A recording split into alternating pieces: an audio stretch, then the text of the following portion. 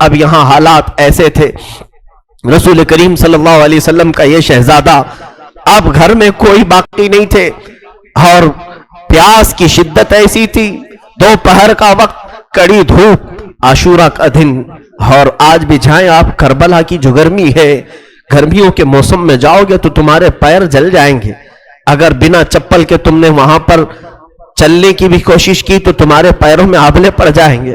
ان شہزادوں کے پیروں سے چپلیں تک چھین لی گئی تھی، گرم ریت پر انہیں دوڑایا گیا تھا۔ حسین ابن علی نے بے کسی اور بے بسی کی طرف دیکھا، آپ کے بھائی عباس علمبردار کھڑے ہوئے، کہا مولا مجھے اجازت دے، میں کسی طرح ان سے بھڑ جاؤں گا اور پانی لے آؤں گا۔ کہا کہ پانی کا چھوڑ دو، ہمارے گھر کی فکر کرو۔ کہا مولا آپ کی بچی سکینہ بار بار کہتی ہے چچا کیا مجھے ایک چلو بھی پانی نہیں پلا سکتے؟ کیا مجھے تھوڑا سا پانی آپ نہیں دے سکتے؟ سکینہ کی عمر 9 سال کی تھی۔ 9 سال کی بچیاں ہمارے سامنے میرے عزیزوں وہ کلیاں ہوتی ہیں، وہ پیار کرنے کی ہوتی ہیں، محبت سے دیکھنے والی بچیاں ہوتی ہیں۔ ہم تو کانٹا بھی چبھنے نہیں دینا چاہتے ہماری بچیوں کو۔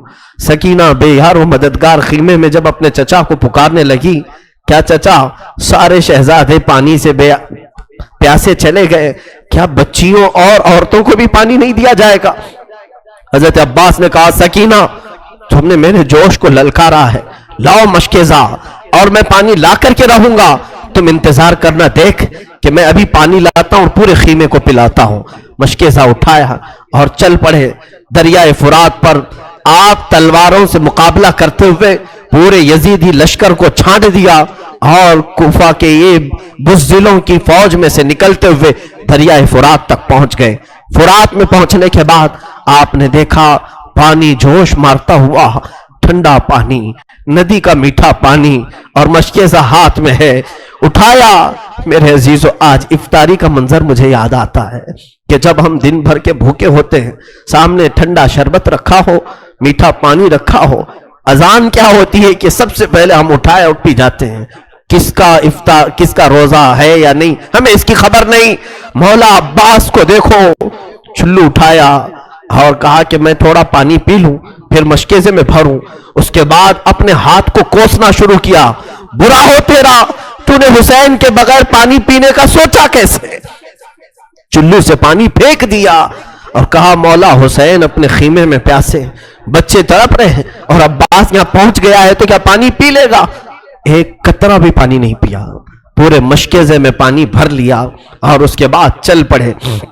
جب جیسے ہی چلے یزیدیوں کے ساتھ حملہ ہوتا رہا اور لوگوں نے پکار کر کے کہا، عمر بن سعد نے، اے لوگوں خیمے حسین تک پانی جانے نہ دینا، اگر پانی چلا گیا تو پھر جنگ بھاری پڑ جائے گی، ہمارے لیے یہاں پر جنگ لمبی ہو جائے گی، لہذا عباس کو روکو۔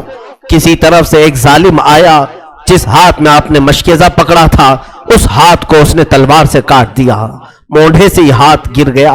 آپ نے دوسرے ہاتھ میں مشکیزہ اٹھایا، ظالم نے تلوار چلائی، دوسرا ہاتھ بھی کاٹ دیا۔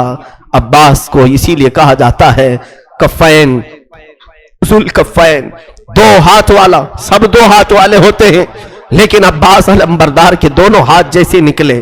اب بھی مایوسی نہیں تھی، اپنے دانتوں سے مشکیزہ اٹھا لیا، وہ پانی کا مشکیزہ جو ہوتا تھا چمڑے کا، دانتوں سے اٹھا لیا اور کہا میں پہنچا کر کے رہوں گا خیمہ حسین میں۔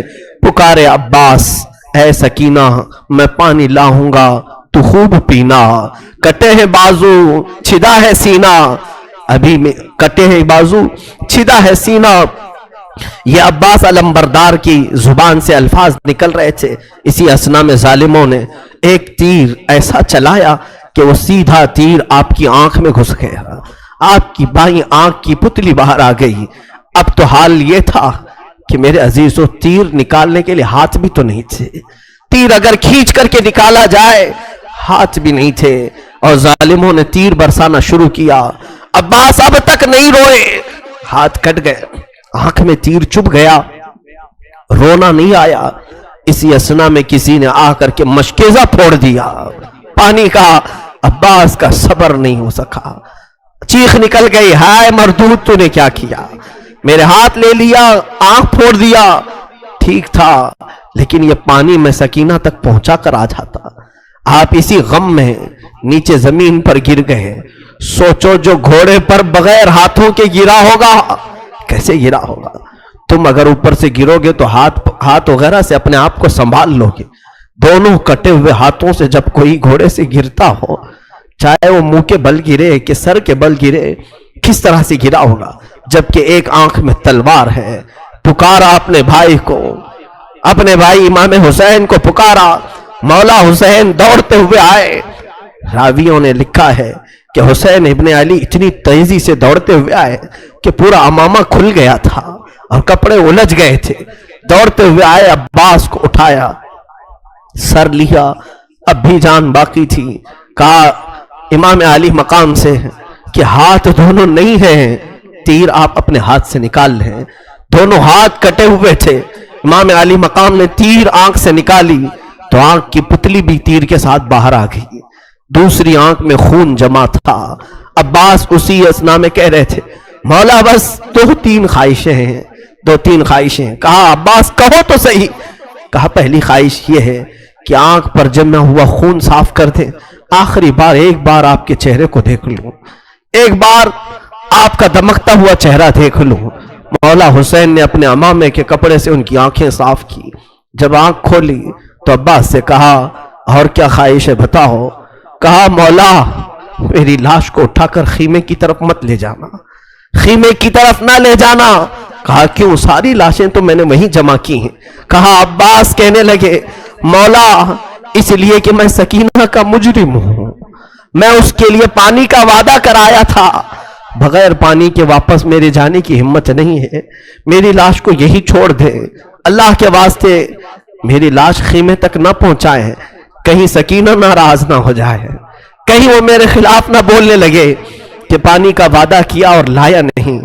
عباس علم بردار یہ گفتگو کرتے کرتے اچانک ان کی آنکھیں بند ہو گئیں اور روح نکل گئی. انا للہ و انا الیہ راجعون. 56 سال کے بڑھاپے میں حسین ابن علی کھڑے ہوئے, اپنی کمر پر یوں ہاتھ رکھا.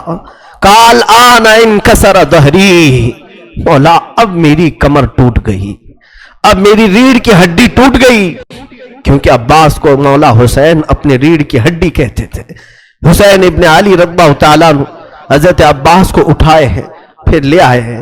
بیویوں نے پوچھا عباس پانی لانے کے لیے گئے تھے, لے آئے. کہا پانی تو نہیں لے آئے, وہ خود پینے کے لیے نانا کے حوض کوثر چلے.